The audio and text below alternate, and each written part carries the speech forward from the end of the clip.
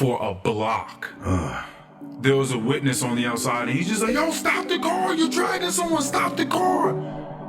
And they dragged her for a block until her arm at the shoulder was severed, until her arm came off of her body.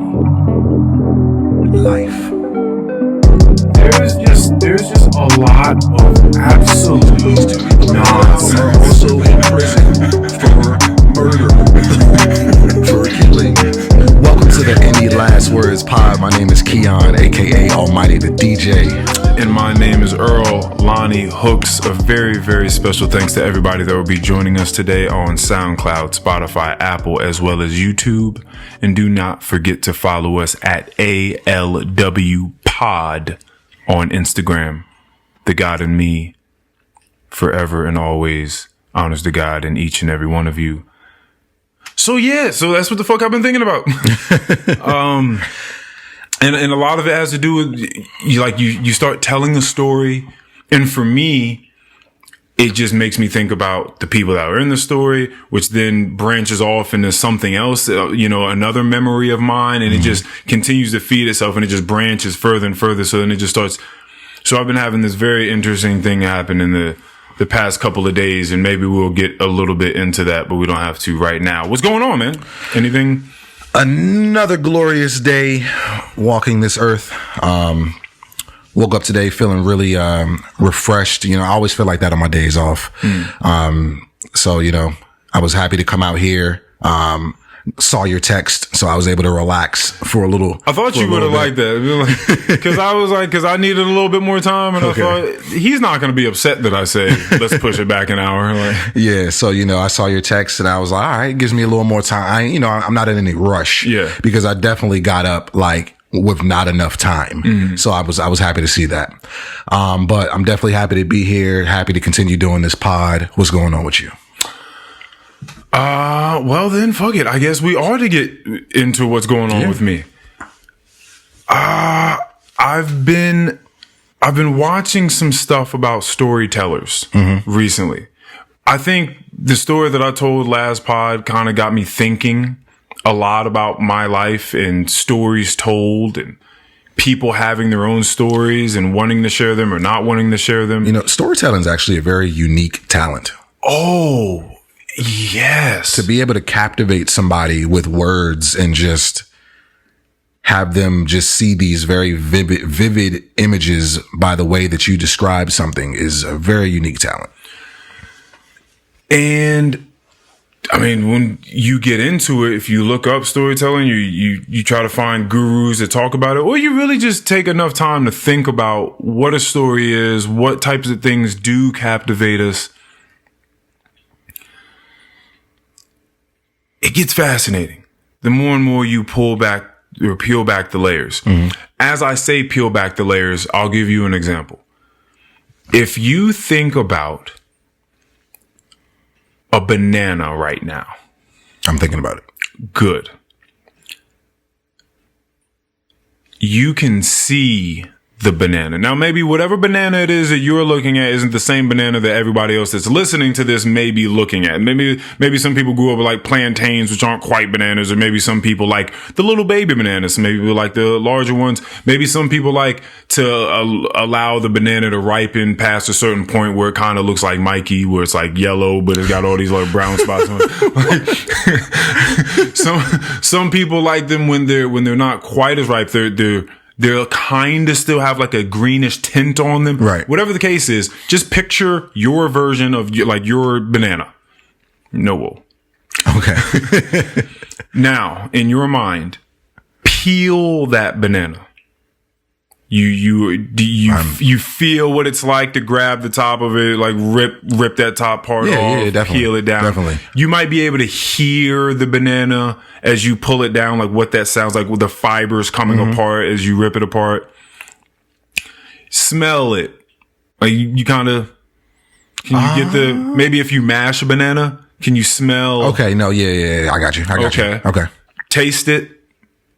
Yeah. In whatever form, whether it's mass or as a whole, you can taste the texture of what a banana is, some of the flavor profiles. You know exactly what that's like right now. Your memory gives you that allowance, which is really awesome. Yeah. When you think about it, you can do it anything right now. Take an apple. That apple that you have. I don't know if you like green apples or you like geisha, you like Honey Crisp. I don't it doesn't really matter. I like apples. I've never bitten into an apple I didn't like. Oh, really? Okay. Have you? Yeah, I'm not a huge fan of the sour apples. Okay. Yeah, I'm not a huge fan. Like, I'd much rather have Honey Crisp is my favorite type of apple. Gotcha. Yeah. But bite into an apple in your mind.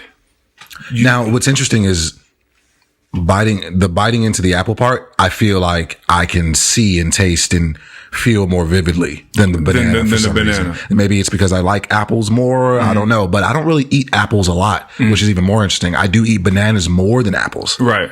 But I can definitely. Maybe it's something about that crunch. Maybe sinking your teeth into an apple. Maybe it's about the effort. Okay. So you have that memory. Now, this is what I've been pondering on. I told that story last pod, and it got me thinking about a lot of things, as well as some conversation that I had outside the pod. And the culmination gave this to me, this exercise. I've been getting into this idea of hypnosis. That's usually used in like a therapeutic sort of fashion, right? Do you believe in hypnosis as because you I'm sure you've seen 1,000 times somebody get hypnotized on TV. Yeah. But what does that look like in real life? So, I mean, I've read a little bit about this. So, and who's to say that these people aren't faking it? Well, so it depends on what it is you're looking at. If you're looking at someone on TV, there's a very good chance that it could be being faked. Right. There are some times where maybe a hypnotist is on stage and they pick a random person out of the crowd, but that random person is actually in on everything. Maybe they're getting paid a few dollars, or maybe they're running mates and they do this. It could very well be that thing. Or they're choosing people after asking series of questions to the audience that give away certain types of characteristics. They show certain characteristics that show that they are impressionable, open-minded people. And so therapists and psychologists use this with their clients sometimes. And it's not as weird as taking someone's mind over.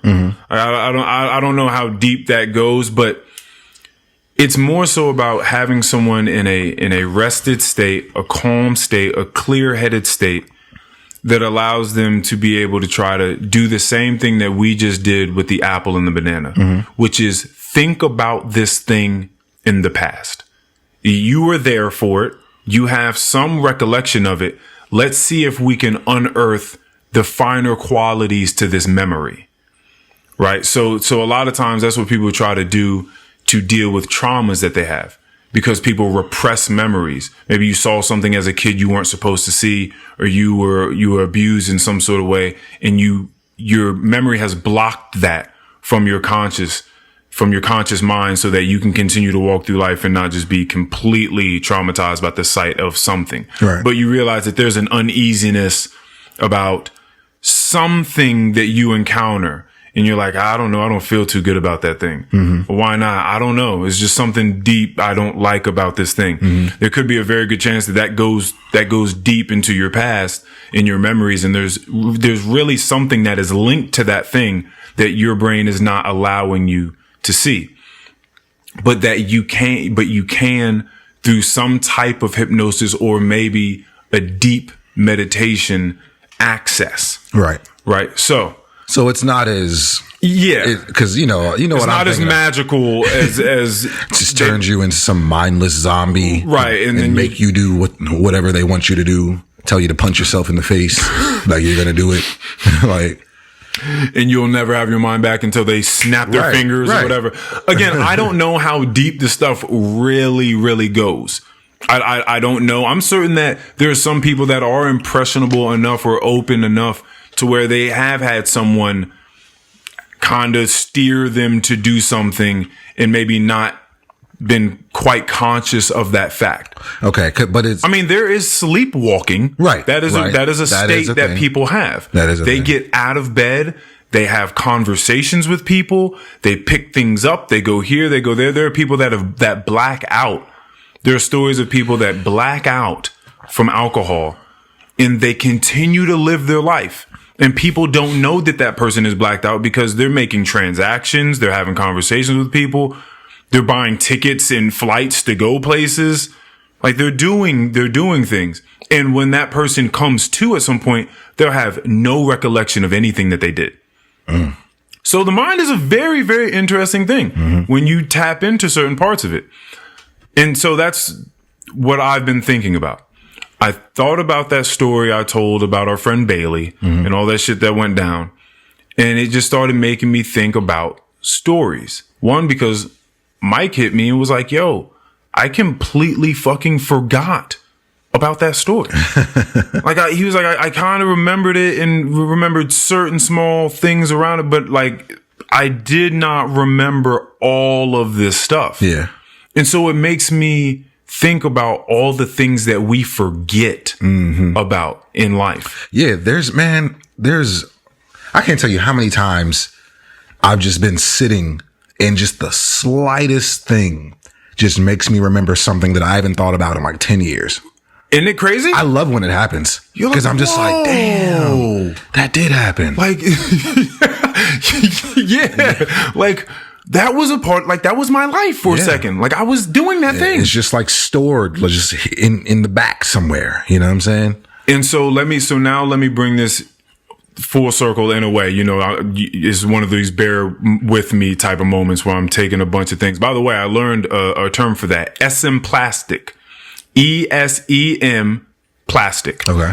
Which is pretty much having the ability to take various fragments and put them together into a whole. Okay. ESEM plastic. Use that in a sentence. The way that I come on this podcast and talk about various ideas that are seemingly unrelated and bring them together is very ESEM plastic of me. Okay. Gotcha. Yes. So you just got done. Well, you and I both just got done off air looking at a video that was sent from an old friend of ours. Yes. This video is a clip from that Scary Movie 2. I want to say it's Scary Movie. It's the one with the guy with the hand. Yeah, when they're in the haunted house. I think that's 2. Yeah, I think so. Because that was like the best, like Scary Movie and Scary Movie 2. And then after that, it started to get a little rocky. Like, yeah. Anyway, so Scary Movie 2, I remember I felt like was the best one. That's what I believe. Either way, I haven't seen that movie since I was a fucking teenager. Right. Like, I haven't seen, that's not one of those things.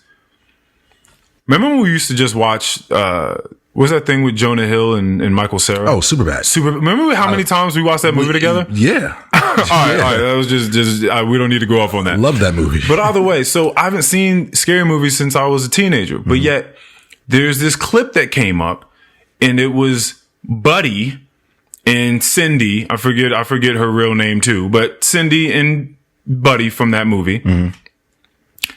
And they're friends. Again, he wants to date her. She's trying to do the celibate thing. He's acting like he's cool with it. He's not cool with it. They end up stuck in a freezer at some point in time. He's cold. She's trying to revive him. And the way to do this is to warm him up by jacking him off. Right. He then explodes. He ejaculates and she gets stuck to the wall by just like a fucking hydro pump of semen. Just that, like, that's just, yeah. And I told you I saw that clip and was like, yo, what the hell I don't remember looking at this clip and thinking, whoa. Right. That's, no pun intended, a ballsy clip to just put in a movie that, like you said, was probably PG-13 at the time. Yeah. that we were watching as kids, like that's wild. That's a wild scene. Yeah. Like I wonder what our parents would have thought if they saw us and that scene came up. Like what would your dad have said? Because my dad would have like, what the fuck are y'all watching? I'm not sure. I feel like it might be one of those types of things where certain parents are like, well, this is what's out there. You know what I'm saying? They're going to get exposed to it at some point anyways. We're not going to make a big deal about it. Getting exposed to a buttload of gum, sticking somebody to a wall is a wild rationale, but yeah, I guess so. And I think it depends on how impressionable you feel your kids are anyways. Okay. You know what I'm saying? When they're watching something like that, is that something that they're going to watch and take and hold dearly to them, and it's going to shape their life in a certain way? Well, well, yeah, but I mean, again, I had no idea what was even going on. I didn't even really know the significance of that scene when I saw it. I guess it was just one of those things that you just watch, it goes over your head, and you just continue to watch the movie. Yeah. So now we're older, and we look back, and it means something completely different to us. Yeah. And we're having conversation about it. We're like, yo, what the hell is going on? Like, this is fascinating. Mm-hmm. That's what I'm doing in the past couple of days with my memories. Now, I know that my weekly goals be funny as hell. What do you mean? Well, because what I'm saying is that since 2 days ago, I've been closing my eyes for long periods of time in sifting through memories of mine, trying to unearth refined qualities about memories that I've had, which then branch out to other memories that I had forgotten about. And I'm trying to look at them like they're the first time I've looked at them since I've been 31 years old. Where do you start? Like, cause you close your eyes and then like, where do you start? So for me, this is something that someone told me is interesting about the way it's working for me. It seems to be quite easy. Mm-hmm. So for me, everything reminds me of something. Mm-hmm. So it's extremely easy for me to close my eyes, just have my mind be cleared, something pop up, and that thing is going to start unfurling into a million different types of memories. Mm-hmm. And I just allow myself to envision them. Like I saw a bag this morning when I was at my friend's house, and it was a Flintstones like sack that you might put like potatoes or apples in if you went apple picking, like one of those like earthly sacks that people, you know what I mean, hunter gatherers were using. Except it had Flintstones like a decal. Hunter gatherers. It had like a Flintstones decal on the outside of it. Uh-huh. And then I was about to take my vitamins, and then off to the corner of my eye, I saw like the color orange. And she had also told me that night she had a dream about using a car that had no motor in it. So therefore she had to pedal the car with her feet like the Flintstones. Mm-hmm. All of these things came to my mind. I closed my eyes and I thought about myself taking Flintstones vitamins when I was a child. Mm-hmm. And I'm looking at Dino in my mind and how Dino was my favorite vitamin to take because I think it was my favorite flavor. Now I'm thinking about Flintstone vitamins that I took. And if I think about Flintstones vitamins for a second, then I'm going to start thinking, I think at that point in time, I start thinking of different flavors. And then it makes me think about the array of flavors in a Starburst, which is one of my favorite candies. And I start thinking about the fact that I used to steal candy as a kid at various convenience stores. And then at that moment, I'm thinking about me running around in different candy stores or in 7-Eleven, tucking stuff in my pockets with my friends and making sure that the clerk's not watching us and stuff like that. And like trying to beat the clerk around because the clerk was following us sometimes. So trying to do that. And then now my mind is off to the races about my life and things that were going on. And so it just starts like that. And then who was with me there?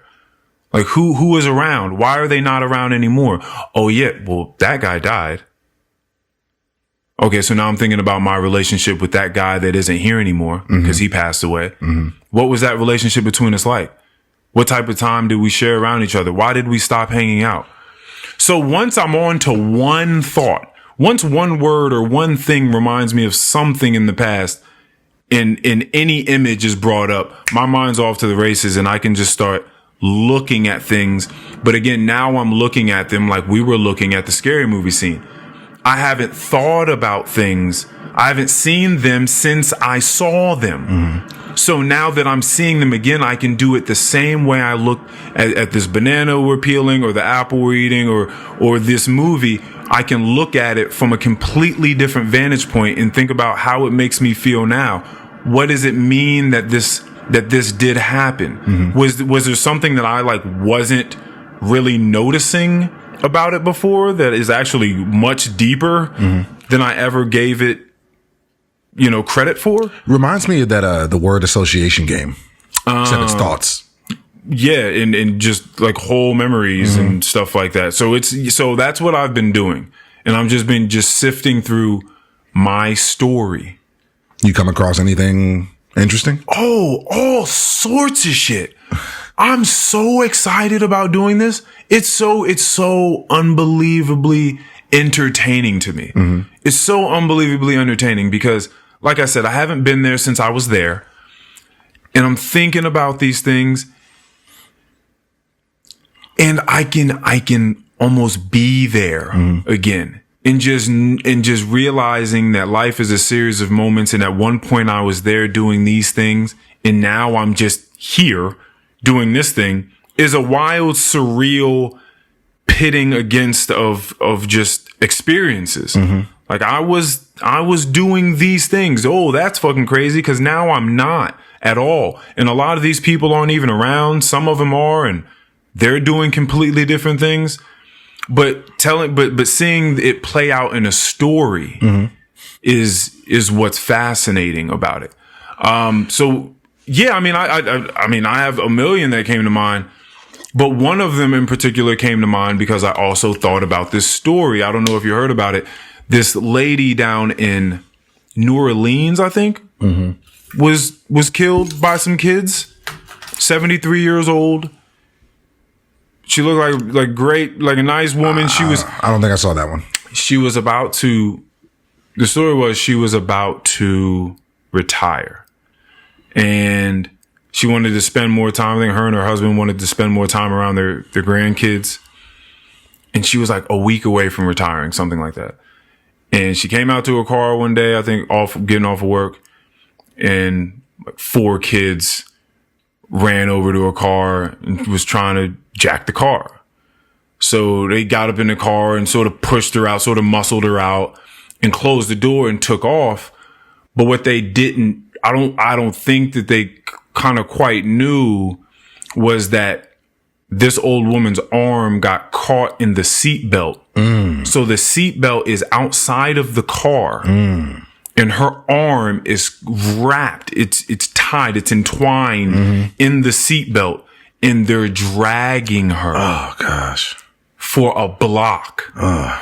There was a witness on the outside, and he's just like, "Yo, stop the car! You're dragging someone! Stop the car!" And they dragged her for a block until her arm at the shoulder was severed, until her arm came off of her body. Life.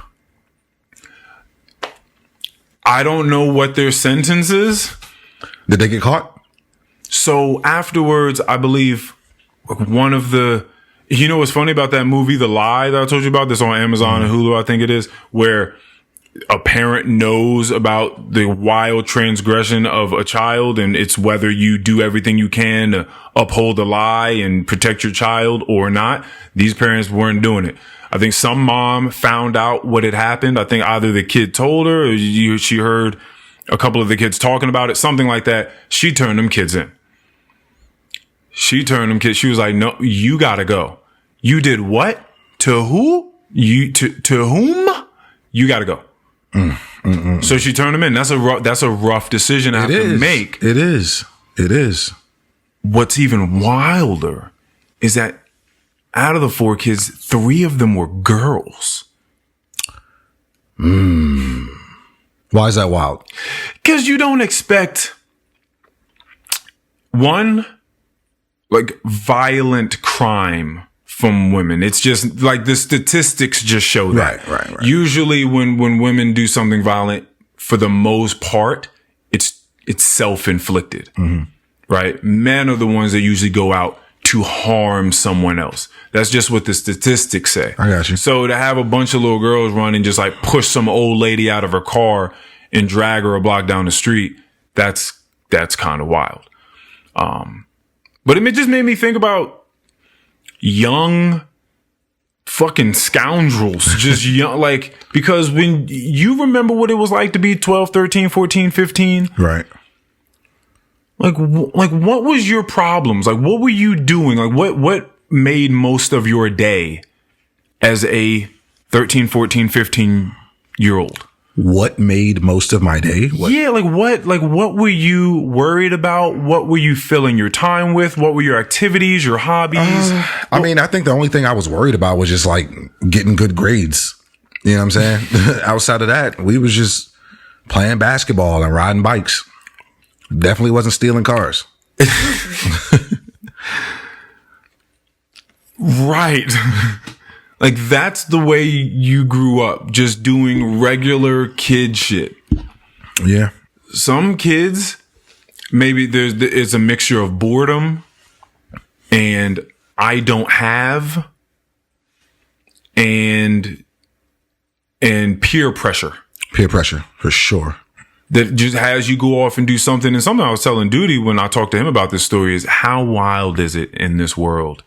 And not to say it shouldn't be this way. I don't got, any real like recourse for this, but that you make one decision one time and you might pay for it for the rest of your life. Yep. Like, y'all did this. Y'all could have never been these types of people. Like, this could have been like the first real offense that they ever had. And just so we're clear, when I say life, I'm just being funny. Those kids don't deserve life, but they definitely deserve some sort of judgment. Yeah, I mean, they're probably it's gonna be some years. Oh yeah.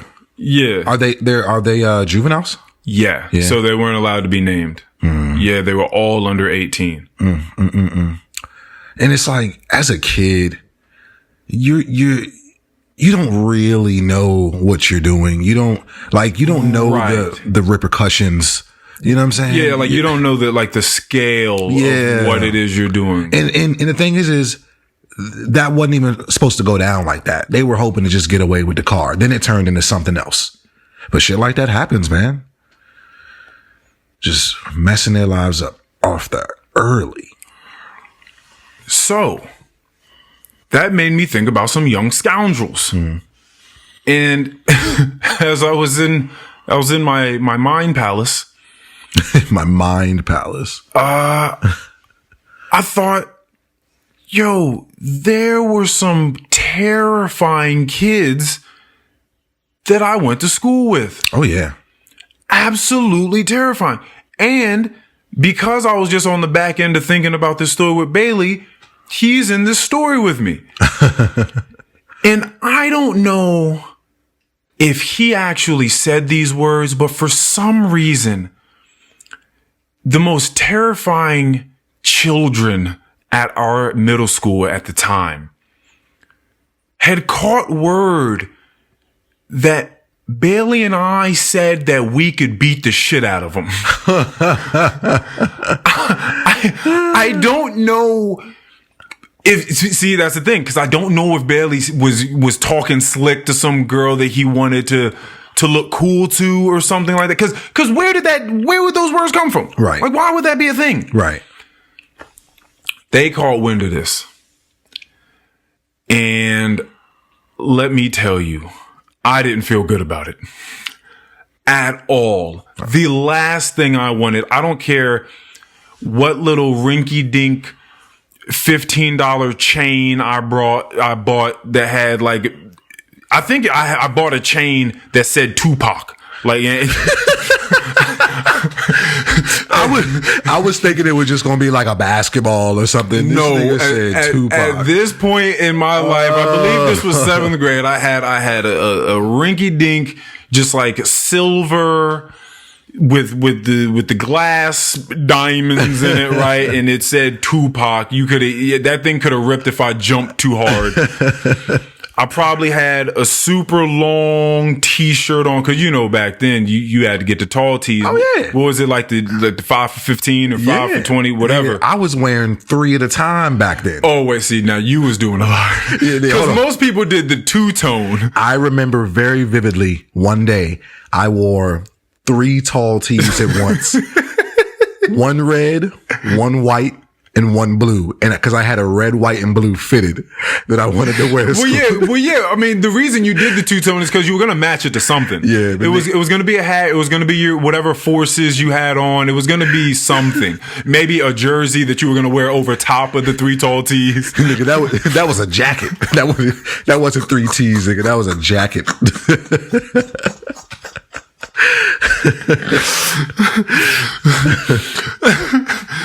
So what I'm saying with is, a shoestring tied around your neck with your house key on it.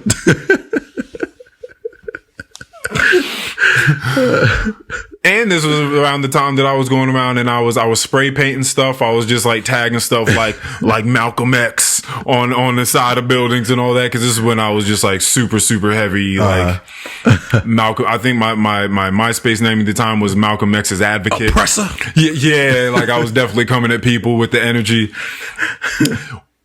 All in all, regardless of all these things that made me who I was at the time, what I wasn't was a thug. Right. I wasn't about that life. Right. So we caught wind, Bailey and I, that they caught wind. Mm-hmm. Bailey and I both were trying to stay out the hallways. Dang. I remember the bells rang. Everybody was in their classrooms. Bailey and I hit a hallway.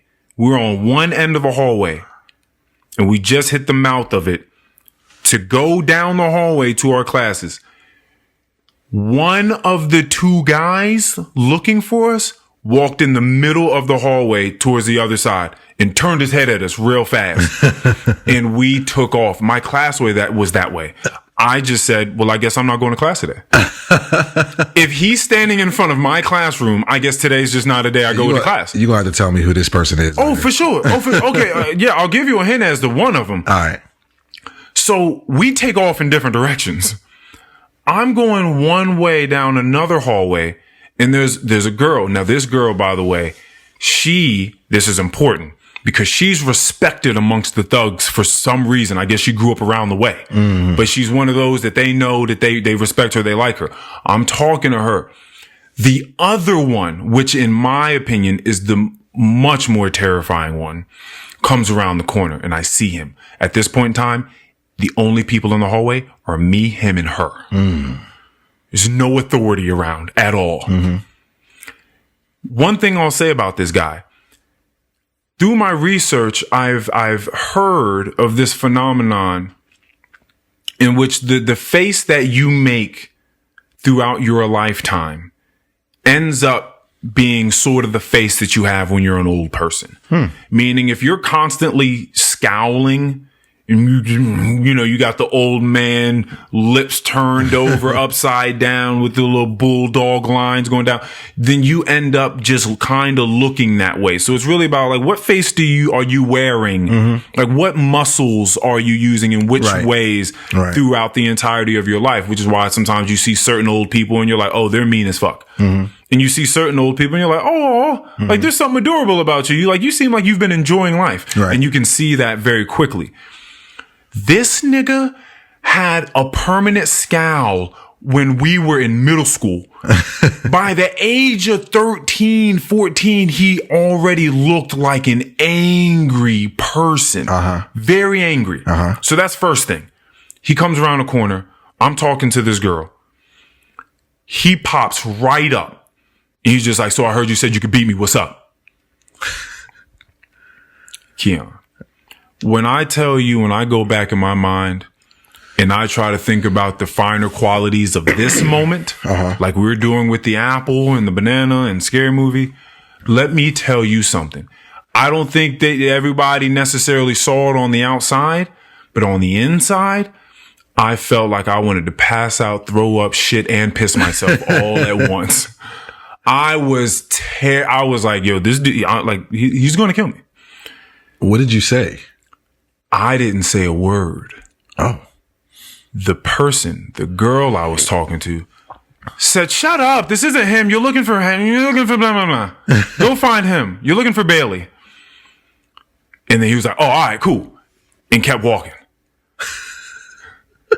Now, this person is now on the search solely for my best friend. And I just have to be okay with the fact that Bailey's dead. I have to start the grieving process right now. Bailey's dead. Oh, man. Bailey is no longer on this planet, and I have to come to terms with that. Mm-hmm. But I thought, wow. That could have gone down very differently. Oh, yeah. If she was not there, if she just bowed out of that and didn't give a fuck and was like, go ahead, do what you got to do. Because I wasn't ready for that. She saved your ass. And if for any reason anyone's listening thinking, nah, Earl, you were just kind of being a bitch at the time.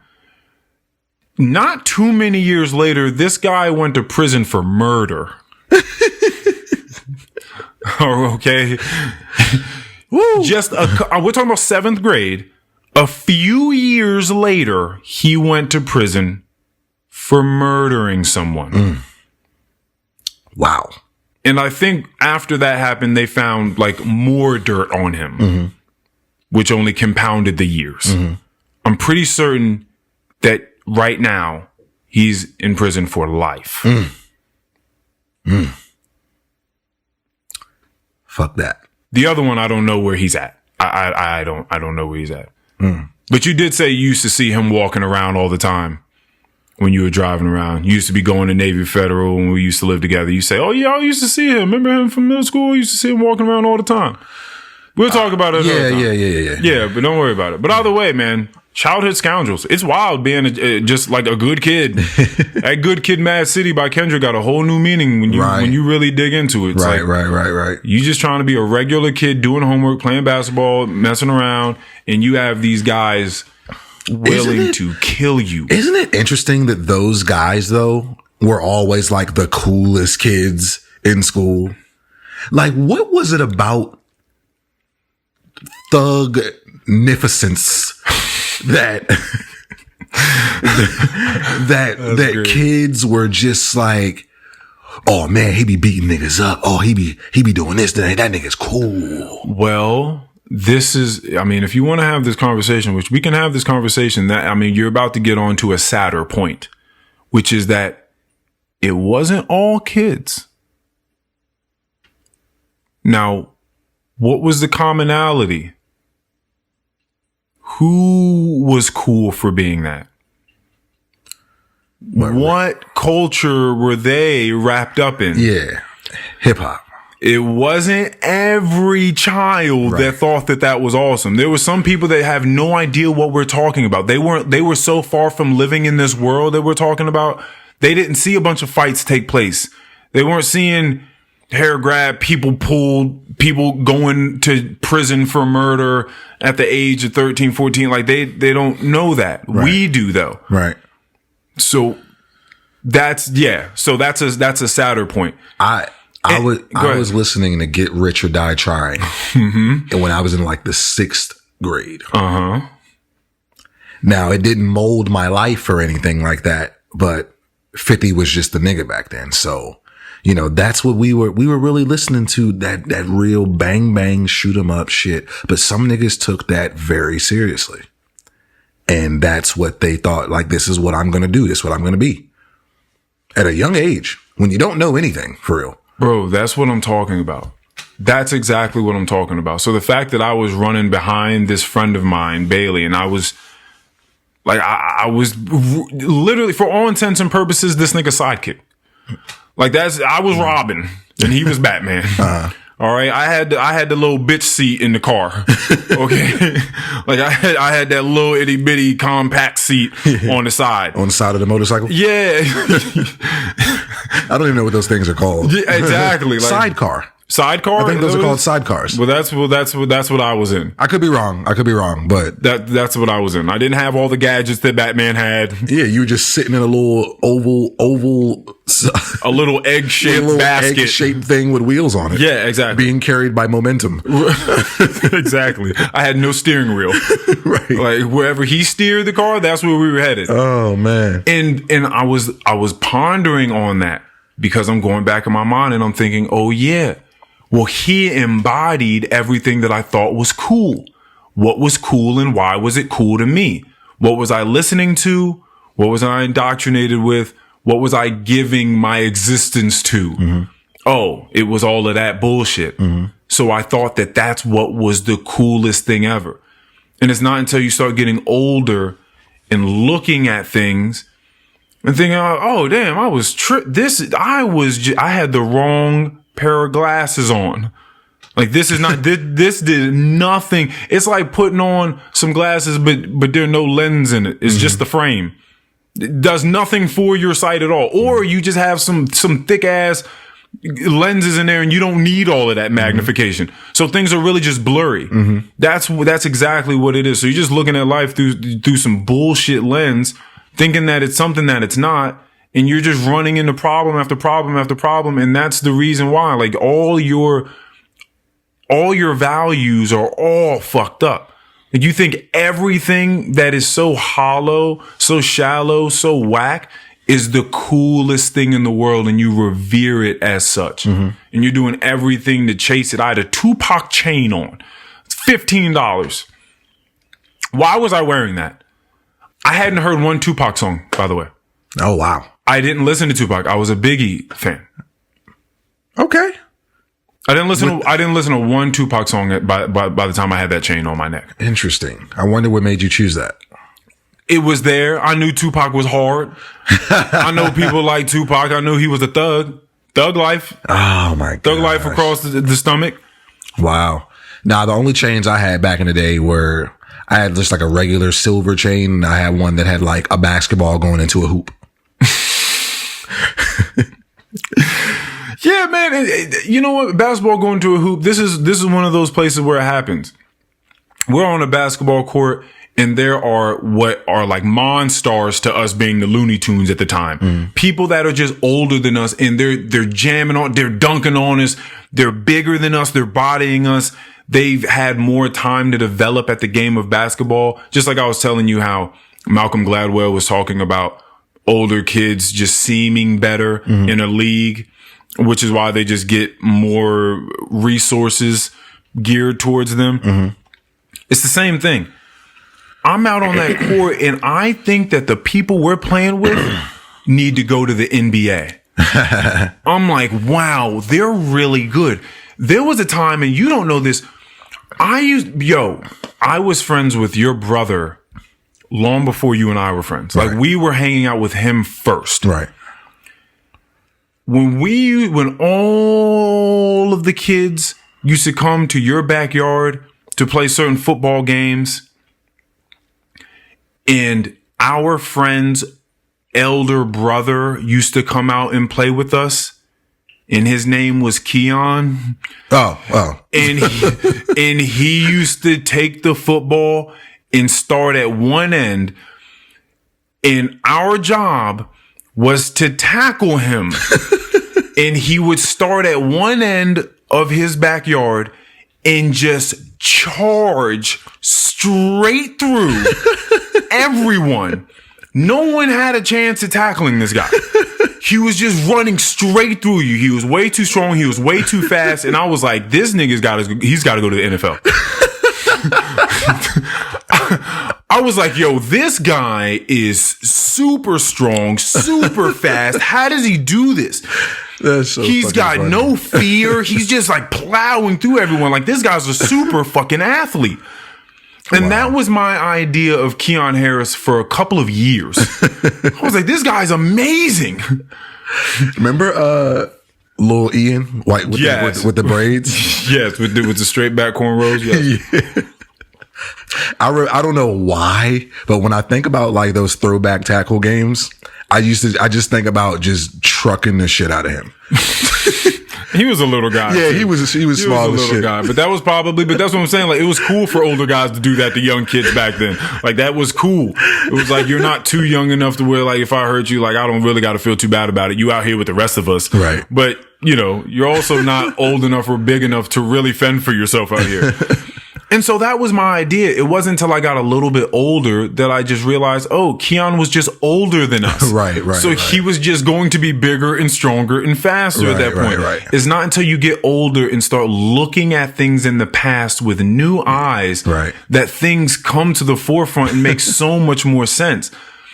Yeah, because I don't think you were always taller than me. No, I was the shortest out of the group.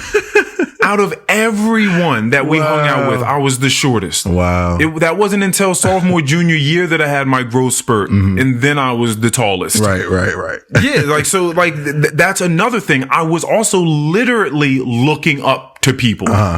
So I think that also just kind of came with the complex as well. Yeah. So that's what's been most interesting to me about this is you start looking back. There were adults that I used to look up at and think that they were just awesome. They were adults. I don't know. There's certain things that they did I thought was awesome. And then I got older. I was like, this dude's a fucking Bama. Like, not only is he not awesome, he's just not cool at all. Yeah. Like, he treats people terribly. He has no real people skills. Right? Like, I don't know who doesn't have time to make six figures. That's what I'm talking about. Jesus. Like, I used to think that guy was awesome. And then I got older and started looking at some of the things he was really doing and some of the, like, inner workings of his relationship. And I was like, oh, you're a Bama, actually. Yeah. So that is the exercise that I'm going through, because I don't know too many people that consciously try to sit down and sift through memories and look at them with a newer, clearer lens, a wiser, more knowledgeable lens. It's a fascinating process to do. So I'm having a great time doing that. You know, that makes me think about like when we used to hoop, hoop anywhere. And we used to see, like niggas like John Harris come out. That's who I was talking about. I was like, he needs to go to the NBA. Wow, he's so tall and he's dunking. Like, like dunking is not that easy. Right. Like we were dunking on like those like, well, how tall you think those hoops were? Like maybe 5-6 feet? I don't know, something. Right, probably. Yeah. But this nigga was dunking on regular hoops, and we were all in high school. You know what I'm saying? So. But yeah, niggas used to look at him like, God damn, this nigga slamming, he yamming these joints. Bro, I'm looking back. I'm looking back at everything. I'm looking back at all of my relationships. I'm looking back at relationships with people that I had. And some of it, and this is why a lot of people don't like to do this, because some of it, if you're not, again, open to the truth of certain matters or the truth of certain stories, this shit ain't so fun. Right. But I think about some of the people that aren't here anymore and why they're not a part of my life when they were instrumental to my life at a point when I was hanging around them all the time. I'm like, okay, so what happened there? Like what was the straw that broke the camel's back, or was it like a slow fade out? Like what took place? And a lot of the times when those people stopped hanging out with me and I heard about them the next time, they was thugs. They was hanging out with whomever that's about to go to jail next. They on heroin now. They overdose now. They've left a couple of kids behind now. This person never left where they were at. I only ever heard stories about them getting beat up and they lonely now. There's so many paths that you can take. So many paths. Like infinite. To be honest, infinite paths that are out there for you to take when you're that young. And it's the thug life really has that much more influence over, I don't know, let's say our community. You know what I'm saying? Wow. Cause like, it's just that one path that people choose. A lot of people just choose to go down. Couldn't be me though. We decided we were going to be little thugs for a little while. We decided to dip our toes in the water and do some thug-like activity. And then there's just hopefully your eyes open up, or hopefully you are offered more. Mm-hmm. You are offered to see more and experience things outside of that. And you say, damn, you know what? These other things are kind of cool too. Mm-hmm. I might get played for liking them in front of other people, mm-hmm. but I might have to take that chance mm-hmm. because I really like this thing. And mm-hmm. what am I going to do? Continue to live life the way that other people want me to so I can be cool?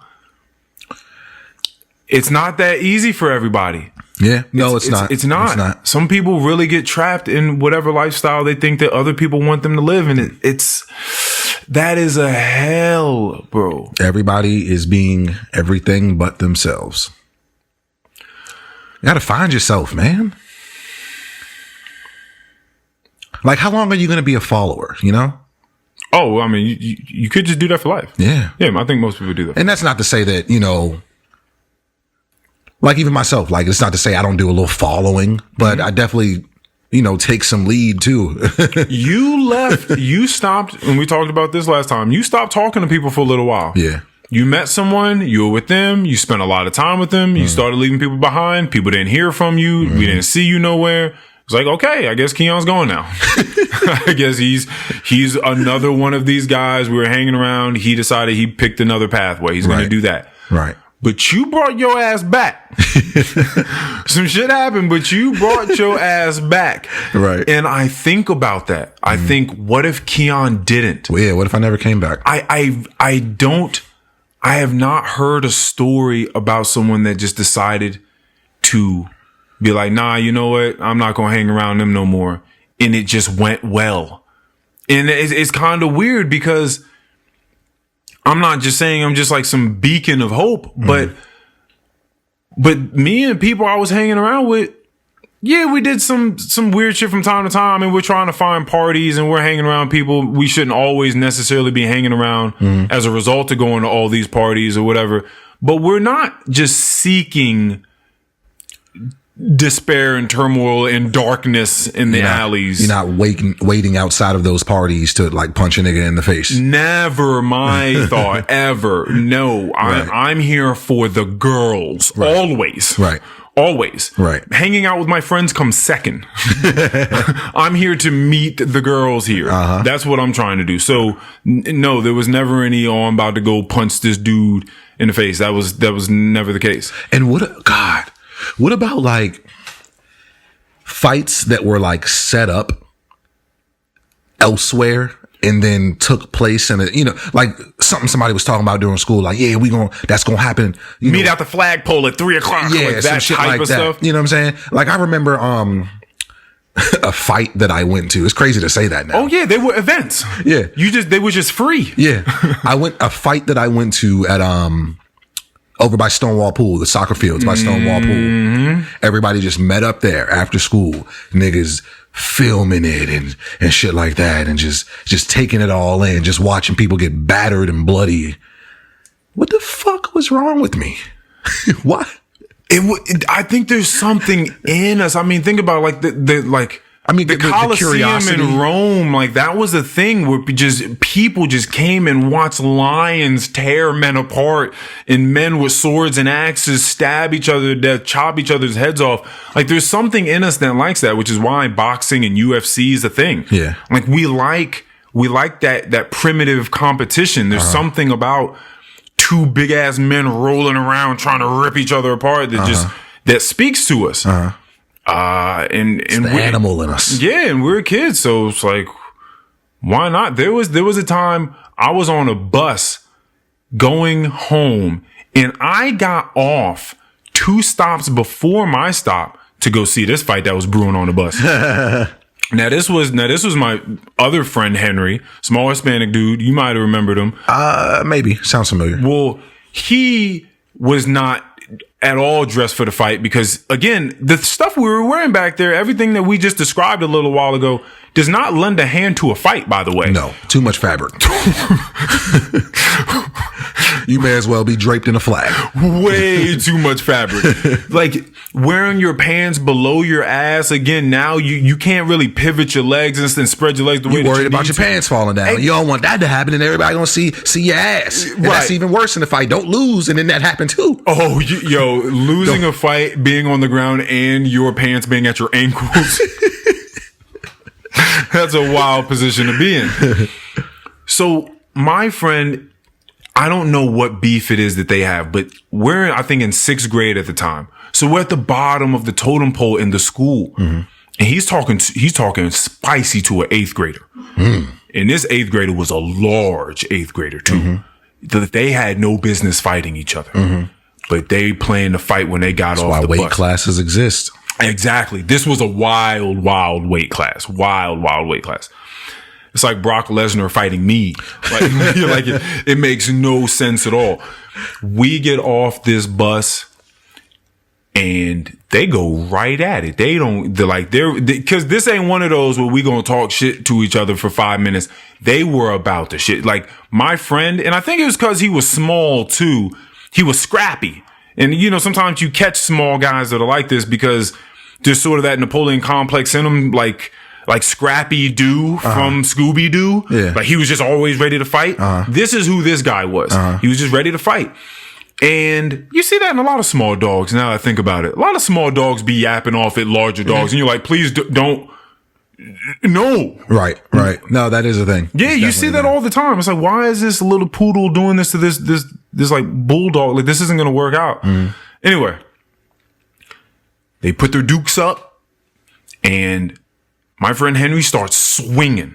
He's throwing wild haymakers. The problem is he's throwing the haymakers and he's dipping his head down at the same time. Oh, no. So he doesn't really see where his hands are going. He's just really trying to go off of instinct. Right.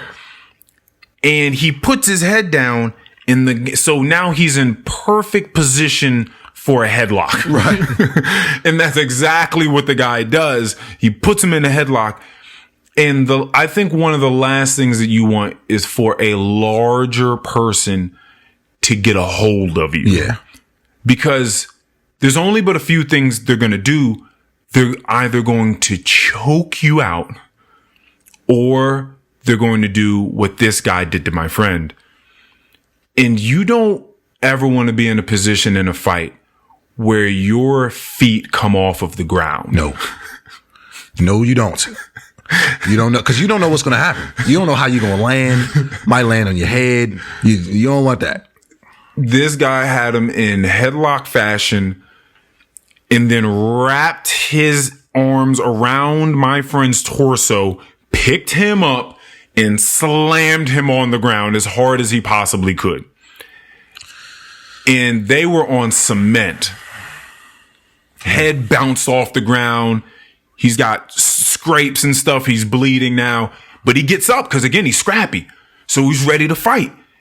And he goes in with the exact same tactic he did before. Man. And he's throwing his arms overhead. And he has his head down. And he gets put in the same hold yet again. And picked up and slammed on the ground in the exact same fashion that it took place 5 to 10 seconds before. And at that point, the fight was over. I hope so. The guy, he got up, and at that point, you just kind of like, aye, get off me. Aye, fine. Like, you got it. Because at that point, people used to just fight and get things over with. Remember those? Yeah. When people fought and it was over with? Mm-hmm. So this was that era. Mm-hmm. And we all went home. But yeah, fights were definitely events. Fights were definitely events. Oh my we used to go to see fights all the time. Oh my gosh. All the time. I can't think of too many more that I might have attended, but this one stands out to me. The one I was talking about earlier stands out to me very specifically. I just remember, obviously it was between two women. Two girls. They were definitely girls at the time. And I just remember, obviously a whole bunch of hair pulling, shit like that. But one girl had a nose ring that obviously did not hold up in that fight and just had her shit just leaking.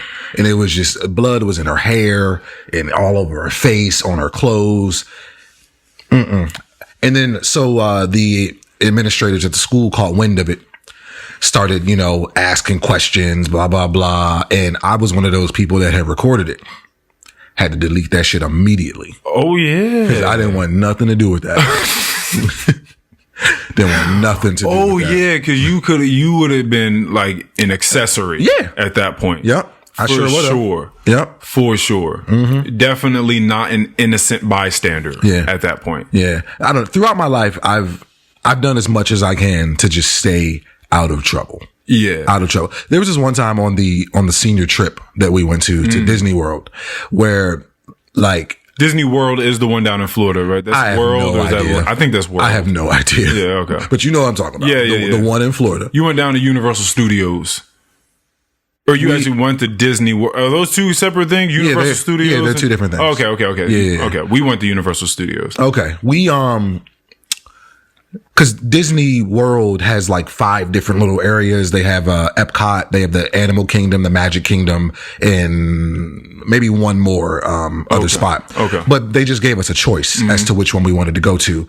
And they just broke us off into different groups with a couple of adults and just kind of let us do our thing in that particular park. Even though we were in high school, they kind of just really let us do our thing. We were all 17, 18 at the time. Yeah. So, I guess maybe they just trusted us. I don't know.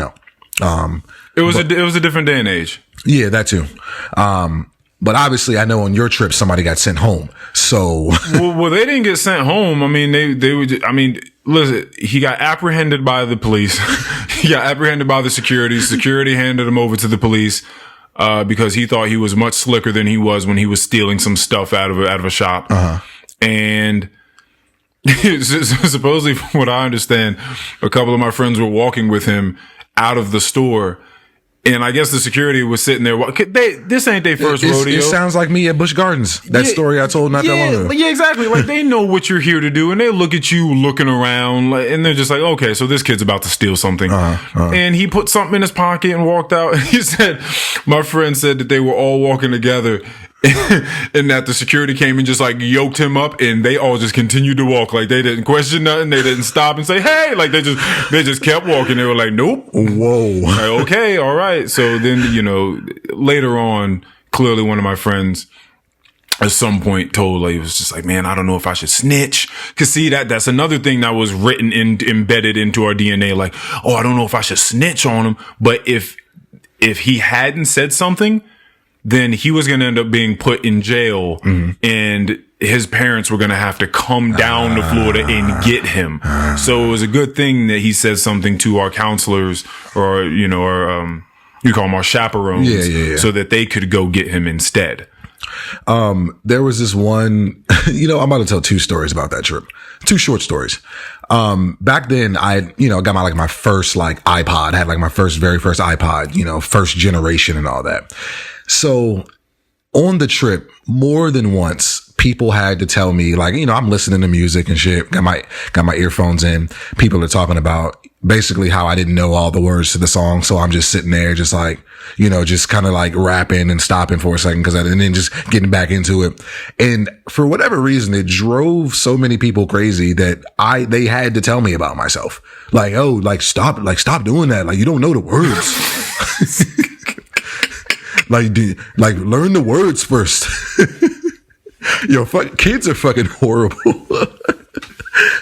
Niggas was upset with you because you just pretty much. Yeah. Pretty much. Yeah. But so what they also did is, I don't know how they did it with you guys, but when we went, there was 4 people to a room, 2 people to a bed. Yeah, I think that was it. And back then, everything was still, even now, but definitely back then in your adolescence, everything was gay. Yeah. So we knew we was going to have to sleep in beds together. Okay. But I guess we just tried our best for it not to be as gay as possible. So instead of laying the way you would normally lay in the bed, like upward. Okay. We laid horizontally to provide more space between each other. Now I don't know. So you're not laying long ways in the bed. Yeah, we're laying the other way. That is hilarious. But because that allowed for more space. To be separate. Okay, see, my friends and I didn't do that. we didn't do that, and it's all the same guys that you know today that are in our chat. Like we just laid in the bed. All we did was just not put our penises to each other's asses. Like that was enough for us. I think I roomed with. And we also didn't look into each other's eyes, so you couldn't. I guess you just had to either be laying on your back and looking up, or you had to be back to back. Yeah. But you couldn't both be. You couldn't both be like face to face, because now you just open your eyes and somebody else is looking at you, and you couldn't be spooning each other either. Right. Yeah. Or you could be like opposites, where like if you turn over, their feet are right there in your face. Head by the leg, and yeah. You ain't have to tell my girl I used to pee in the bed. Rain, go away. I hope they know this song. Someone will. Someone will. Great album, great song for sure. But there was also an instance on that trip where like they at nighttime they would put like tape on the doors so it would show if someone left out. Yeah. And I don't remember the exact scenario, but I do remember pretty much like voicing my opinion where like someone had said something about the tape on our particular door being broken. Mm-hmm. And I just kind of like jump out there and like, oh, it wasn't me. I didn't leave out. It wasn't me. And everybody just looking at me like, nigga, like, shut up. Okay, so this is a trip about you learning a little bit about yourself. Yeah. Okay. I mean, great trip. I don't know that a lot of high schools are doing shit like that anymore. Y'all might have missed that era. Yeah, but that was all. No, what I hear is that our class ruined that. Yeah. Well, I remember you telling me that. Yeah, but those are just, kind of just memories that I just kind of like dug out of my mind at one point that now stay with me. But I don't know that I've ever told anybody about that stuff before. That guy I was talking about that got in the fight, the little scrappy dude. I saw him get beat up another time. See now. See, come on now. Now this is one of my favorite pastimes when I go back in my mind. The county fair. Oh yeah. Oh my God, Keon, bro. All the who's was there. Come on, son. Let's talk about the county fair, bro. If you had any sort of friends. Like 1,000. Yeah. You were going up to the county fair. That's a fact. And you might not even, because I didn't really ride no rides. We just walked in a circle. Yeah, nigga. Just somebody did. First of all, I didn't grow up being the largest roller coaster enthusiast. Yeah, me neither. I'd get on certain ones, but that wasn't the reason why I would go places. Shit, to this day, I only get on certain ones. Right. Now, especially, listen, we saw that guy die at Icon Park, this kid. Shit. This was like a drop zone type of thing where you get strapped in. Clearly, his thing wasn't down enough. He was a big guy. Yeah, he was. And so that clamp didn't come down. It may have been like not enough. Exactly. It didn't quite click. Needed one more click. Exactly. And maybe the guy that walks around and checks to see if all of these seats are secure, maybe his checking of the security of it isn't quite it. Mm-hmm. So he just kind of tugged at it. It's like, oh, okay, it didn't seem like it moved anywhere. And so he cleared it. And they go up and they come down. And when that thing stops and bounces back up for a second, he flies out to his demise. So my whole life, when I thought about carnival rides, I always thought some shit like that. Oh yeah. Not necessarily amusement parks. So there was a little bit of that was in the back of my mind. The way that my girl says it is, if it's something that they can just pack up into a truck and move to the next state in a matter of hours, I don't want to get on it. So that was my thought. So that's one reason why I wasn't getting on a bunch of stuff at the county fair. But aside from that, first and foremost, me and my people are sneaking in. I'm not paying. The tickets was like $15. The tickets, it was expensive. Mm. we were sneaking in. We would just walk around the fence long enough to find where somebody had already like cut a hole or something, or, you know, the spikes at the top weren't so crazy. And you would just climb the things. Maybe sometimes you get a little rip or a little scrape on you, but you just climb that thing and you walk up behind maybe where they used to have the animals at the very top of it. You walk around where the elephants and the pigs and stuff are, and you walk over, and then you're in that huge circle where everybody's walking counterclockwise 8,000 times. Yep. And that's just, you never know who you're going to see on that third lap. But that's what it was. It was the biggest like summer or social event that was going to be taking place for us. You hadn't seen people in a couple of months. You were getting ready to go back to school in a few weeks. People were going to be wearing fresh clothes out. You were going to flirt with girls. You were going to dap people up a million times, see what's going on. Sometimes you may play tag. You run around playing tag with people, kicking up a bunch of dirt in people's faces. You get a funnel cake, maybe a big ass turkey leg, lemonade, cotton candy. Yes, sir. Maybe you go in the mirror house and run around through the little mirror maze house. You do these types of things. Yes, sir. So I'm going to get into one thing before we get into the guy I see getting beat up. All right. Mikey, I love you. This is hilarious. So one of the biggest attractions for me, because we always used to love roasting people, frying people. If you're not aware, if you've never been to a carnival or a fair, or maybe your county carnival or fair did not have this thing, the high and dry. I remember he used to be up there and he would say, and high and dry, high and dry. It was the clown. And that was as soon as you walked in and you would take a right and you'd walk far enough, it'd be on your right side, kind of off in the corner by where the turkey legs were. And this high and dry, this game is what do you call it? It's a water tank. It's the dunk tank, maybe you would call it. Yeah. And so you're sitting out in a crowd, in a sea of people, and you're watching two people maybe go up at a time, and you're trying to throw a baseball and hit a small marker, probably the size of this microphone filter right here. It's maybe twice the size of a baseball, if that. Maybe like 1.5 times the size of a baseball. Right. And if you hit it, it goes back, and through some lever pulley system, it draws, it caves the bridge or the seat, the plank that the clown is sitting on, and he drops into the water. Right. But that's not even the best part. I don't really care about seeing him fall in water. It's that this is a professional clown. And his profession is to clown people. It's to roast people. I feel like I've heard this story that you're about to tell me. He used to sit up there and so if you were ever missing any entertainment at the fair, you just go over there and just stand in the crowd. But you got to try to stand far back, because if you don't, he gonna roast you. So he might be up there, and sometimes he wasn't pulling his punches either. Sometimes he says some stuff and it was tugging at you. Like I've seen like a guy and his girlfriend go up there, and maybe the girl's a bit bigger than the boyfriend. And he's like, oh, I think you should just hand her the baseball. She seems like she's much stronger than you, big boy.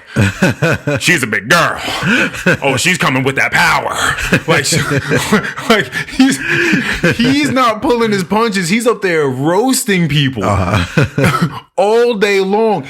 And I think Mikey decided, because, Mikey, I think he played a little bit of baseball right back in the day. I remember football. I don't remember baseball. I think he did a little bit of baseball. Okay. And he went up there and he was going to try it. He did not succeed. Now, I don't remember the jokes in particular, but let's just say for the sake of it, because at this point, Mikey had his afro. So he had to throw out. Let's just say for the shits and giggles, or for the sake of the story, this clown was just like, oh, look at this guy. It looks like a damn microphone. Like, he's just making fun of him. Mikey decides this is rookie, and he learned this. This is rookie mistake 101 for hecklers in an audience of like a comedian. That guy has a microphone. You don't. You're just a heckler. Mikey wasn't doing it. He wasn't going to lose the game and also get roasted by a barrage of jokes about his hair or whatever else it was he being joked on about. Mikey was like, and Mikey went for the jugular too. Mikey was like, yeah, nigga, but you work at the fair though.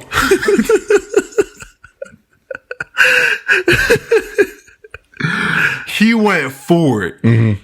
And this clown was like, huh? What'd you say? He was like, well, you work at the fair. Fair. Because, you know, it's about the way you got to drag it out to make it look wagger. You work at the fair, nigga. And, I mean, I know I laughed. He may have got a couple other laughs, but then the clown just real quick, because this is what he does. He was like, yeah, but you're at the fair, so what does that make you, a fairy? Ha! And everyone started laughing. And then just came a barrage of other jokes. And we just had to take that L and walk away. Rookie mistake. One, hecklers, stop it. One, this person's a professional. Right. They travel city to city, night after night. He's probably drunk off some Jack and shit. He's up there. He's just telling jokes. He does this. If I was a comedian, I would love hecklers, because I'd just be roast. I love. Oh yeah. Some people think that because they're funny around their friends, they think they can roast, but they don't know that this is a professional. Mm-hmm. Again, it's people disrespecting. Mikey, listen to this. It's people disrespecting professionals at what they do. Mm-hmm. And I got another story for you off air about that, which is why I just spoke to Mikey that way. People just be disrespecting professionals at what they do. They think they can just pop up and do that. It's not like that. And this is just a clown at the fair, but he's a professional clown. Yeah, he does this. So that was one of my things. I used to love the fair so much. But to this guy, Henry, I tried to go back in my brain and like resurface this one. All I remember was him again in a long ass tall tee with some baggy ass jeans below his ass. Mm-hmm. And I just remember a lot of dirt being kicked up because there were a lot of people coming after him. Mm-hmm. Like he got beat up by a ton of guys. Shit. And it was just a bunch of dirt, bunch of punches being swung, and some feet being stomped into his body at a point. And him getting up, dirty as hell, blood everywhere, scrapes yet again. And I was just thinking, damn, man, you really live this thug life. Like you really be here. Cause I have yet in my life to be picked up and slammed twice or stomped out at the county fair. Mm-hmm. And this just seems to be a thing that you do. Like this is just what you do. I used to love the fair, man. Dog, I remember one time, I was out at Weems, you know, shooting hoops, shit like that.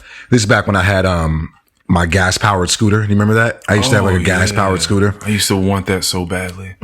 It was the coolest thing. I had the gas powered scooter. I also had the little joint, the little like mini Harley joint too, back in the day. But there were, two individuals. I won't say their names, but they were basically some of the same type of people that were looking for you and Bailey in the hallway.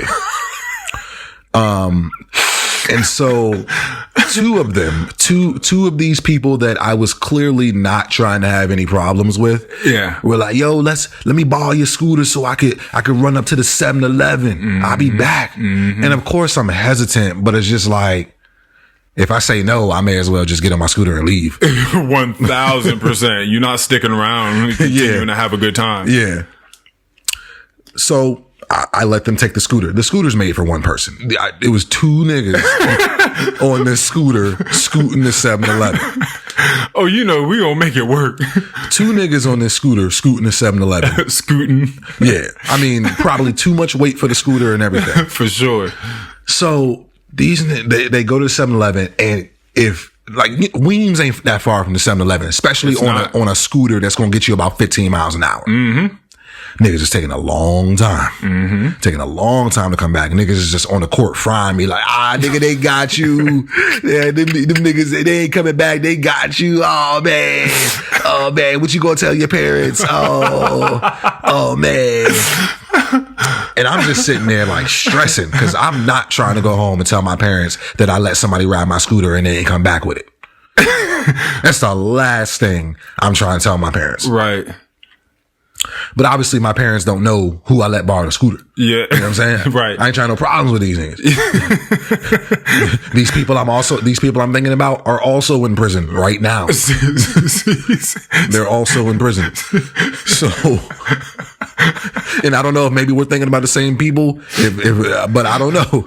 But these two people I'm thinking about are also in prison for murder, for killing, for death. This is what we was growing up around. Like, this is what we had to combat. Like, just being nice guys trying to live in this ecosystem. Yep. So they did come back. Oh man, I'll tell you what, we sure did get the last laugh.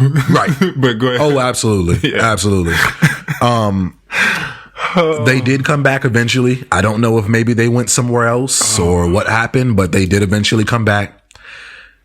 I don't even think that I continued playing basketball at that point because I was just so happy that my scooter came back. Yeah.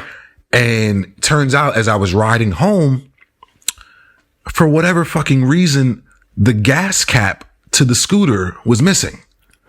And so I didn't notice that as I was driving. I only noticed riding.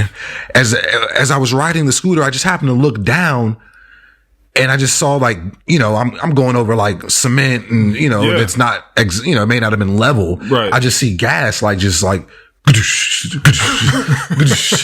looking down. I'm like, what the fuck happened? What happened to the gas tank? Like, what happened to the gas tank? Like, who removed the cap? Like, why would you do that? Yeah, like y'all didn't fill it up. Yeah. I know y'all didn't take it and put no gas in it. Like, why was the gas tank? Like, why was the cap gone? And that's why your parents tell you not to let nobody ride your shit or borrow your shit.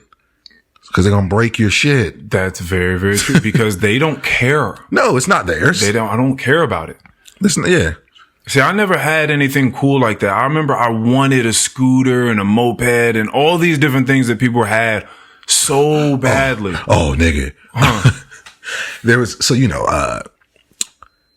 John, Wayne, Tony, and all them, like them niggas used to have a moped. Oh yeah. They was about that moped. They were always talking about it. Everybody amongst them always used to hear like, oh yeah, I'm about to get the governor taken off of this thing. So it goes that was the line. I'm about to get the governor taken off so then I can the governor. Mm-hmm.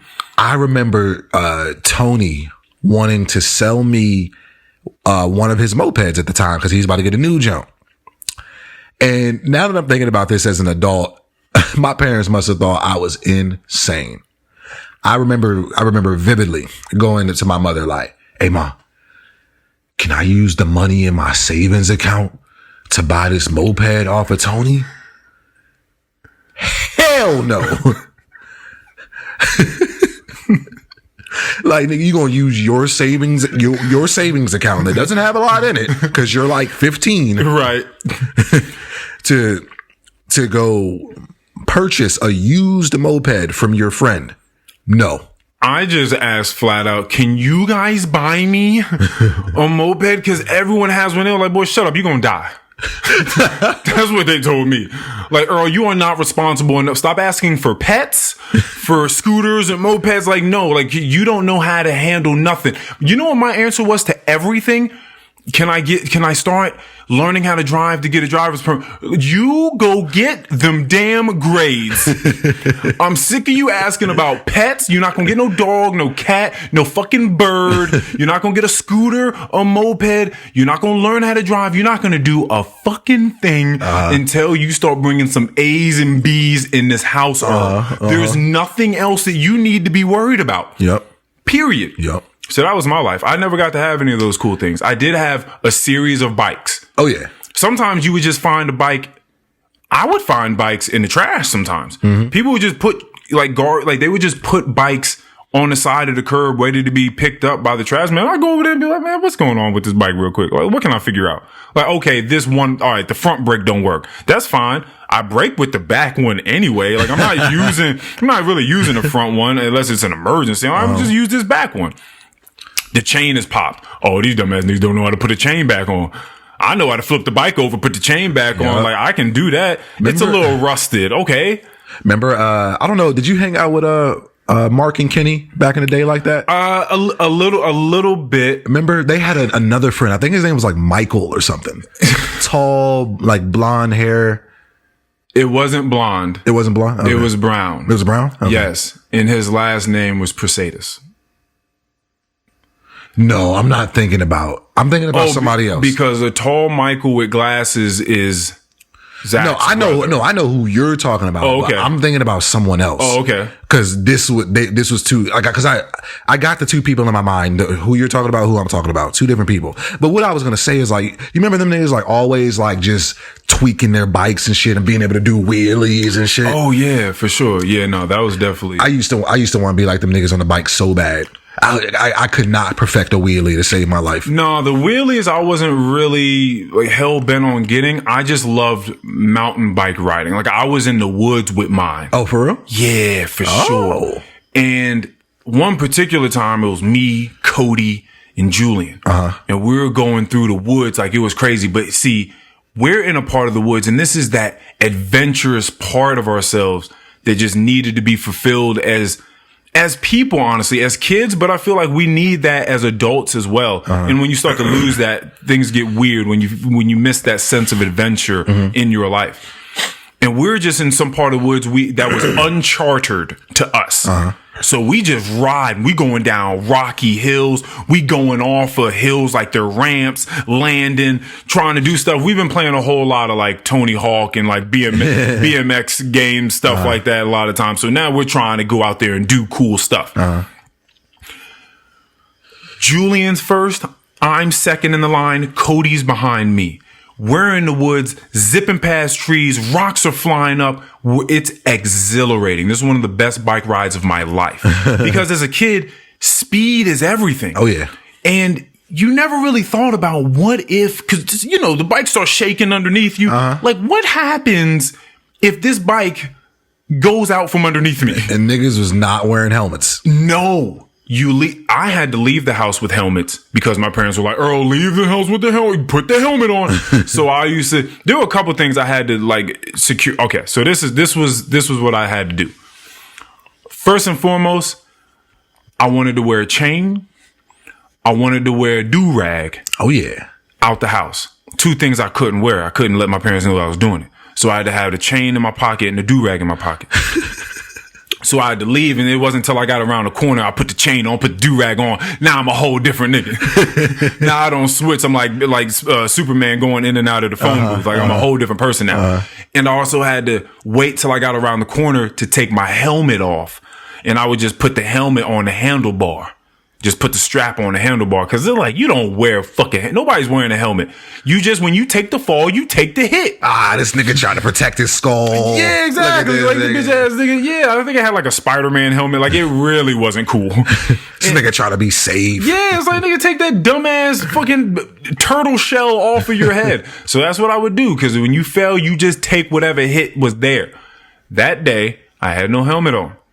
I had the helmet strapped on to the handlebars.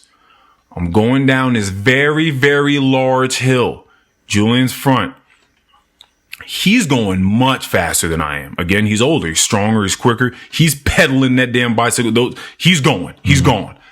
And he goes over the top of this hill.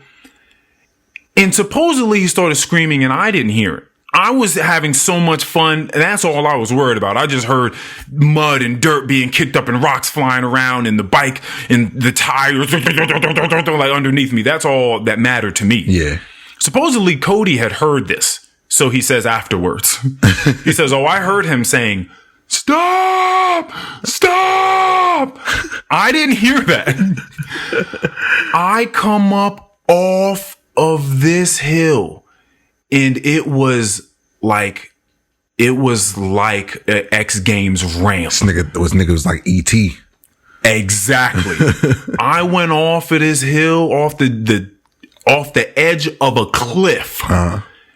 And I'm in the air, and I look down, and I see my brother laid out on the ground in this large ass like riverbed that's dried up, and it's just nothing but a bunch of jagged rocks underneath me. Oh no.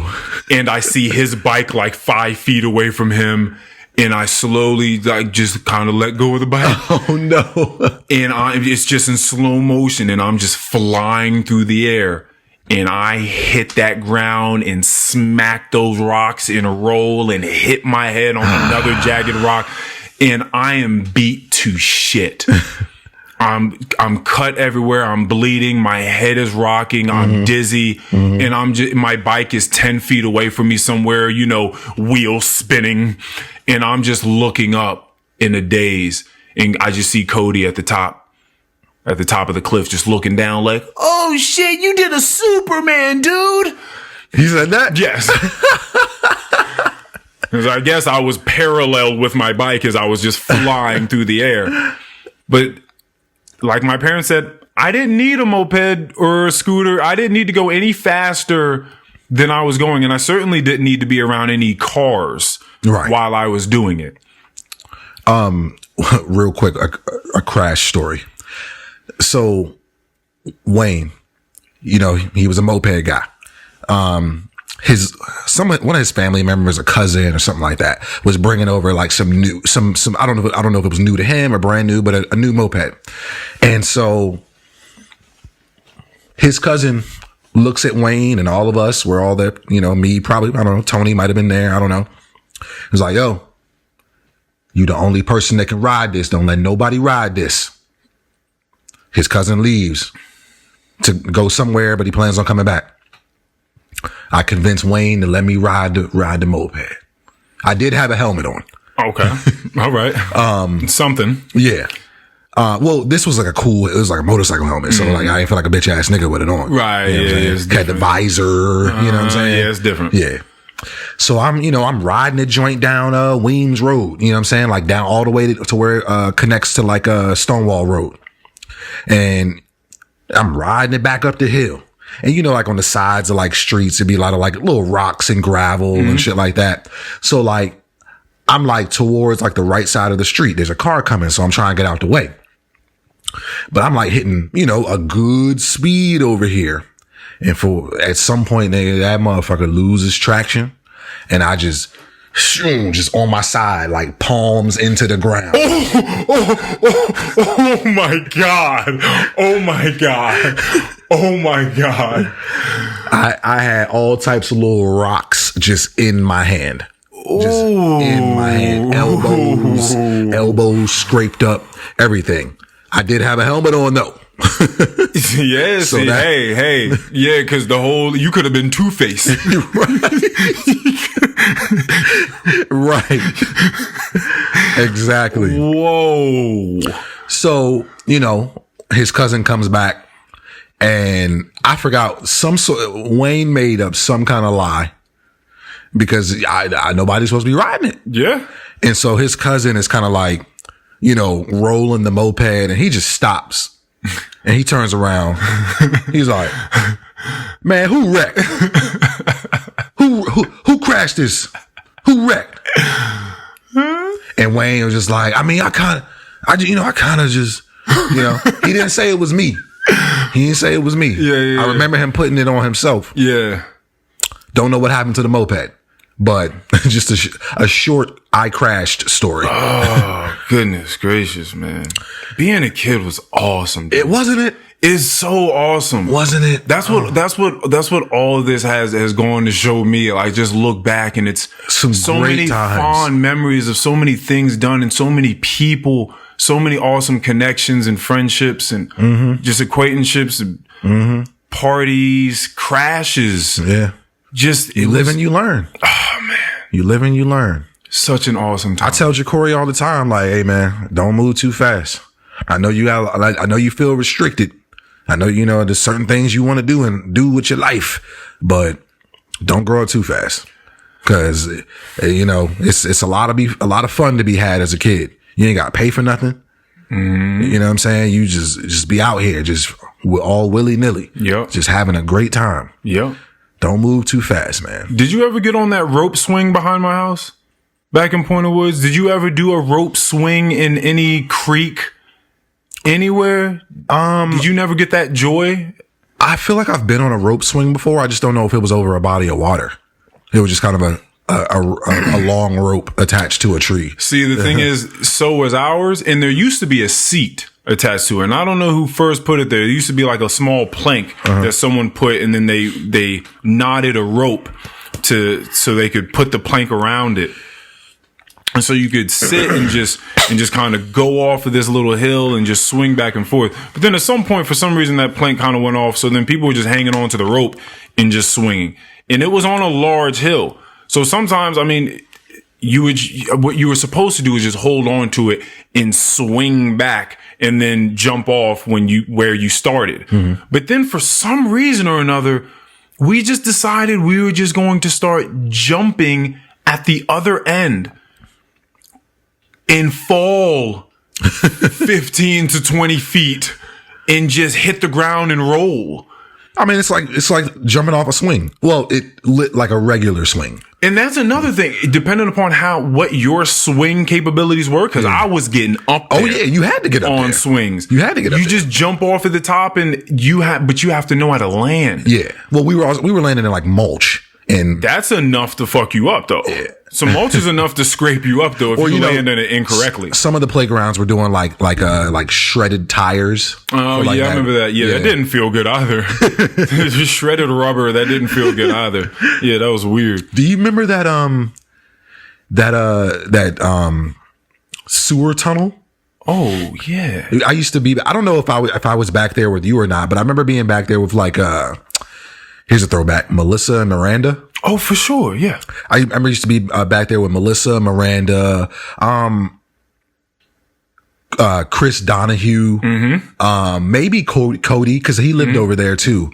I don't know if I was hanging out with TJ at this time or not, but I know he lived over there. But yeah, I used to go through that tunnel. It used to put you out, by 7-Eleven? Yeah, like over there, like behind the 7-Eleven. Yeah. Just in a dirty, disgusting sewer tunnel. But it was like adventure though. Oh yeah, very adventurous. To start at one end of the tunnel and just see the light at the end of the tunnel, right? And just be like, all right, we just gotta move as quickly through this because I don't like being in here. You're right. And you just a bunch of kids using tunnel for travel. Yep. I mean, it was a quicker way. It was. Man. Wow. Our childhood. Shit, even stuff as simple as like riding your bike really fast and like going over like a speed bump just to catch some air. Yeah. Man. Slap boxing in the streets. Slap boxing was a thing. And that was another thing that Bailey excelled at. Yeah. That was another reason why we thought he was super cool. Yep. He was slap boxing. He was slapping the hell out of people. Nigga was good at basketball. Yep. Had a nice little jumper. This nigga Brad said I had a jumper. Bailey definitely had a jumper on him. I remember, the first time I ever like blocked Bailey's shot, I knew I was the nigga. I was out. Cause like nobody could ever, like he was it's a rite of passage. Yeah. Like he was at the time he was kind of tough to guard. Yeah. You know what I'm saying? For sure. He was taller than everyone for the most part. I think he was unanimously the best out of the guys. Yeah. Pound for pound, skill for skill. I remember blocking this nigga one time and I just thought I was a shit. And this nigga, he probably just played me afterwards. Like, you nigga, it won't ever happen again. Probably. But, man, you ever want to go back and just do it all over again? No. Yeah, it's not that serious for me. I love it, you just enjoy the memories that you have from it. Yeah. And again, I enjoy looking back and thinking about what those things were, and again, what it meant, and what it means to me now to be able to have those memories. And like, are there ways that I can grow from it? Again, what are the finer qualities of some of the things that happen? What are some of the things that I was doing before tell me about myself and how far I've come? Because sometimes you just look back and you're thinking, wow, I made that decision that one time. Mm-hmm.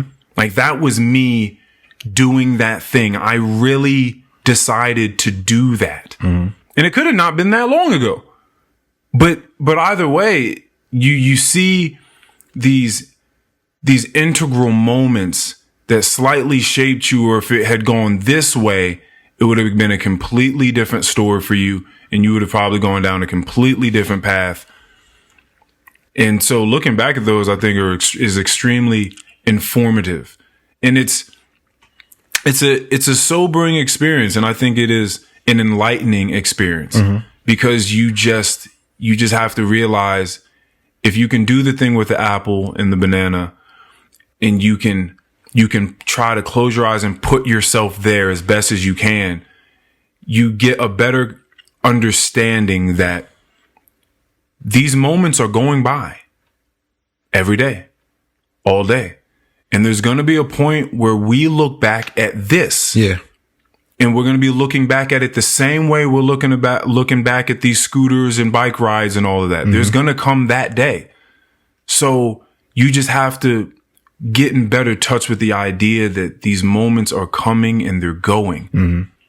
And for me, it means a lot to be able to be here for them and remember them as best as I can. Sometimes I just think, God, you were way too like drunk and high for too long. There's so many memories. There's so many things that you're not going to be able to tap into because you were way too out of your mind to be able to grasp that thing. You weren't there, so therefore you have no chance of remembering it. Right. You were there, but you weren't there. And that kind of sucks, but I still have plenty more. Right. And so that's what I've been kind of focused on and thinking about.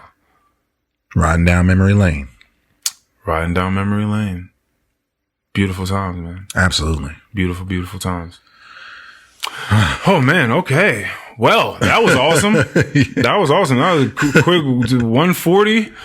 All right. Nice. You got any? Did you come here with anything specific you wanted to talk about? You know what? I did, but it's enough that I could probably wrap it up as my last words. Go for it. So we had a conversation a couple days ago. What's that? No, that was yesterday. And you had brought up a good point that our friend Brad had also brought up when he was here about his doing, that podcast with us. Just about taking, or at least for me, things that I'm passionate about, taking them one step at a time. Mm-hmm. You know what I'm saying?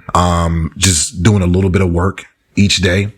And it just reminded me of a phrase that I've been hearing a lot, mostly because of Joel Embiid.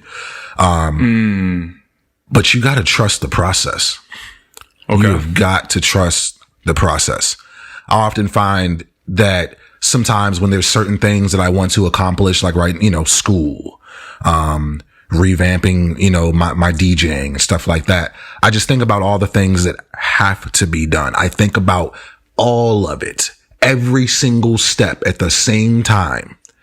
And it often just makes me like, oh God, man, that's a lot right now. That's a lot. You become overwhelmed. Become a little overwhelmed, but it's that's not how it works. It's not how it works. It's not. You're not going to do every single step at the same time. Nothing you've ever accomplished has gone down that way. Yeah. Like, it's not like you don't like, yeah, every single step isn't jumbled into one. That's why they're called steps. Right. Brick by brick. Brick by brick. So I'm just trying to find a way to trust the process, or maybe even just trust in myself to just be able to just take my time with certain things. You know what I'm saying? So that's just something that I've been thinking about a lot over the last, since, honestly, I can't even say, it was probably before that conversation. Yeah. But, when I talked to you about that, it really just enlightened me a little bit more, because it's like, it's actually far more simple than you think, Keon. Mm-hmm. It's not as deep as you think it is. You just have to not try to do it all at once. Yeah. Not be so eager to get to the finish line. Mm-hmm. You know what I'm saying? So I implore all of you that are listening to whatever it is you're trying to accomplish right now, just trust the process.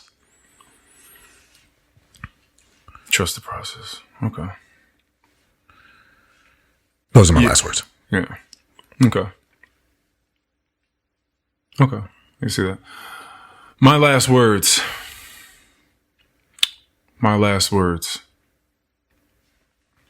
Clearly, this has to do with presence and memory. Mm-hmm. Oh, shit. In that, but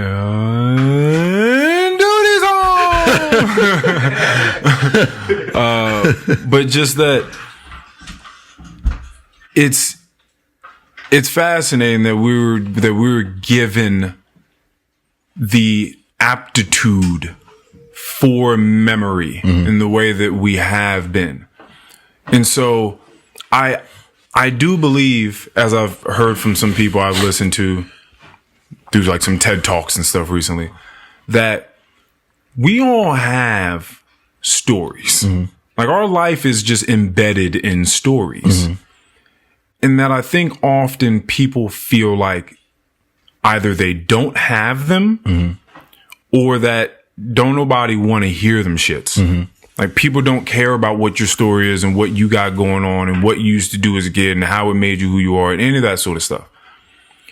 But I feel like, one, having these sorts of conversations that we decided to have today, which has definitely been one of one in all of our episodes. Yeah. Like, this is the only time I think that it's been just like this. Just one singular topic. Right, exactly. But various topics within it, in a sense, right? It varied inside of it. But it's story. And so having friends that you can do that with, because there are times where you say something and I completely forgot that thing happened, or I say something you completely forgot about that person or that place or whatever. So that helps out a whole lot.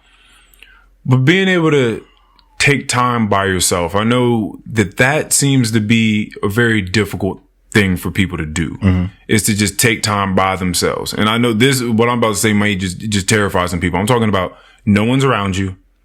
There's no phone. There's no TV. There's no tablet. Like it's just you and your thoughts. And I know that terrifies people. Like just being alone with your thoughts, and that is all that you have to work with, to think about. But when you do that,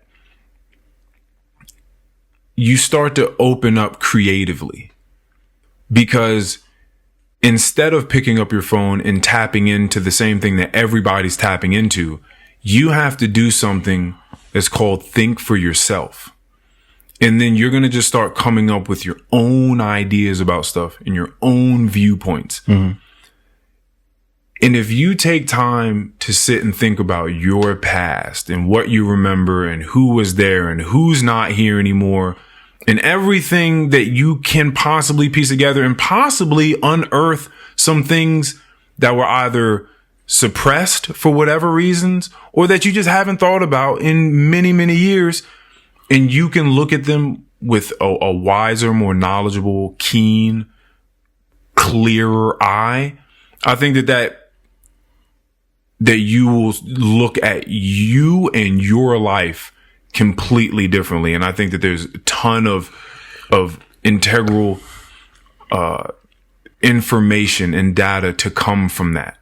I truly think that is something that is, which is why I think it's so prevalent in therapy, that they try to get people to do that. The person you were talking about, the Navy Federal person that you named, now. Yeah, I don't know why, but it just clicked into my head. It's because I just got you out of the hypnosis. Oh man, look at you! All right, episode 111. Peace.